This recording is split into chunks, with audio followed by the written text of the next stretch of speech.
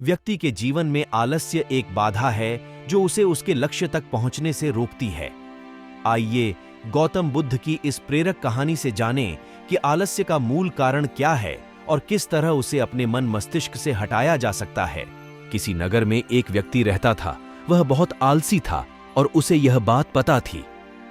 एक दिन वह बुद्ध जी के पास आया और दुखी मन से बोला, बुद्ध जी, मैं बहुत आलसी हूं और अपने आलस्यपन के कारण मुझसे कोई भी कार्य सही समय पर नहीं होता है और न ही ठीक से कर पाता हूं। मेरे घर में सभी मुझसे परेशान हैं।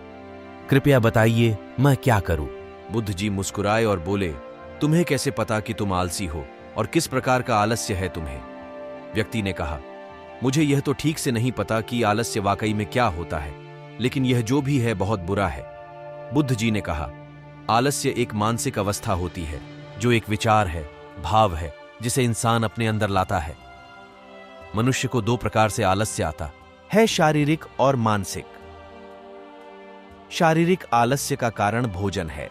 जब हम ऐसा भोजन करते हैं जिसमें खुद कोई जीवन नहीं है तो शरीर के लिए बोझ बन जाता है और फिर यह आलस्य पैदा करता है, क्योंकि हमारा शरीर भोजन से मिलने वाली ऊर्जा पर चलता है। जैसा भोजन हम इसे देते हैं वैसी ऊर्जा यह हम देता है। इसलिए आलस्य से बचना चाहते हो तो आराम और आसानी से पचने वाला भोजन करो जो प्राकृतिक रूप से हमें मिलता है।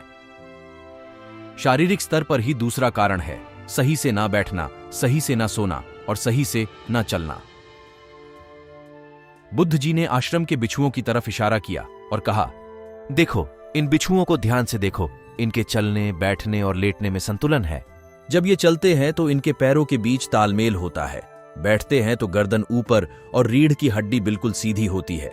जब लेटते हैं तो शरीर बिल्कुल स्थिर और तनाव रहित होता है, जिससे वे आरामदायक और गहरी नींद लेते हैं। व्यक्ति बोला, क्या पर्याप्त नींद आवश्यक है? बुद्ध बोले, हाँ ना, कम ना अधिक। यदि रात को पर्याप्त नींद नहीं लेते हो तो कल का दिन आलस्य और थकान से भरा होगा। व्यक्ति ने कहा, आपने सच कहा, यह मैंने भी महसूस किया है। बुद्ध बोले, शारीरिक स्तर पर तीसरा कारण है सुबह जल्दी ना उठना। जल्दी तभी उठ पाओगे जब रात को सही समय पर सोगे।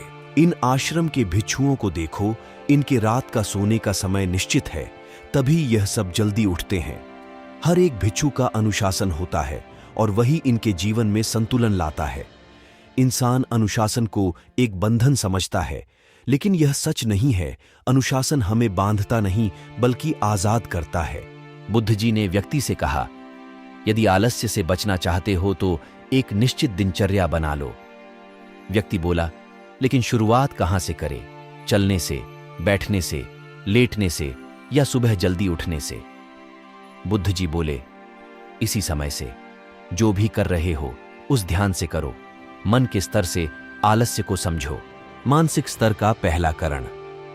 जब हम किसी कार्य को करने के लिए खुद को काबिल नहीं समझते तो हम आलस्य आता है, क्योंकि हम वह कार्य पहले भी नहीं कर पाए थे।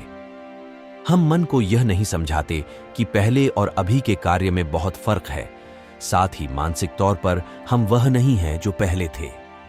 तब से लेकर अब तक हमने बहुत कुछ सीखा है। मानसिक आलस्य से बचना है तो खुद पर विश्वास करना सीखो। मानसिक स्तर पर दूसरा कारण है आलसी और छोटी सोच वाले व्यक्तियों के साथ रहना।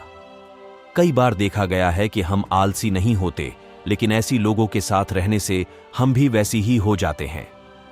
वह व्यक्ति बोला, आप सही कह रहे हैं, यह भी मैंने महसूस किया है। बुद्ध बोले, मानसिक स्तर का तीसरा कारण है काम को टालना। मानसिक तनाव का सबसे बड़ा कारण है हमें पता नहीं चलता, लेकिन धीरे धीरे यह आदत हमारे अंदर घर कर जाती है और जिंदगी खराब कर सकती है। इसलिए जो कार्य आज कर सकते हैं उसे आज ही करो, कल नहीं। बुद्ध ने कहा, मानसिक आलस्य का चौथा कारण है लक्ष्य स्पष्ट ना होना। मान लो तुम एक रेगिस्तान में फंसे हो और तुम्हें प्यास लगी है तो क्या करोगे? वह व्यक्ति बोला, मैं पानी ढूंढने के लिए आसपास किसी गांव की तलाश करूंगा। बुद्ध बोले, यदि गांव नहीं मिला तो क्या करोगे? वह व्यक्ति बोला, तो भी मैं ढूंढने का प्रयास करूंगा, क्योंकि मेरे पास और कोई विकल्प नहीं। बुद्ध बोले, जब किसी के पास स्पष्ट लक्ष्य ना होना है यदि सुबह उठकर व्यायाम नहीं कर पा रहे हो तो तुम्हारी नजर स्पष्ट नहीं है कि तुम्हें व्यायाम क्यों करना है। यदि तुम भविष्य में होने वाले रोगों के प्रति सचेत नहीं हो। मानसिक आलस्य का 5वां कारण है किसी कार्य को करने की बड़ी वजह ना होना। मान लो तुम किसी सुनसान जगह से कीमती गहने लेकर जा रहे हो। तुम थक गए हो और बैठना चाहते हो। यह सोचकर तुम पेड़ के नीचे बैठ जाते हो।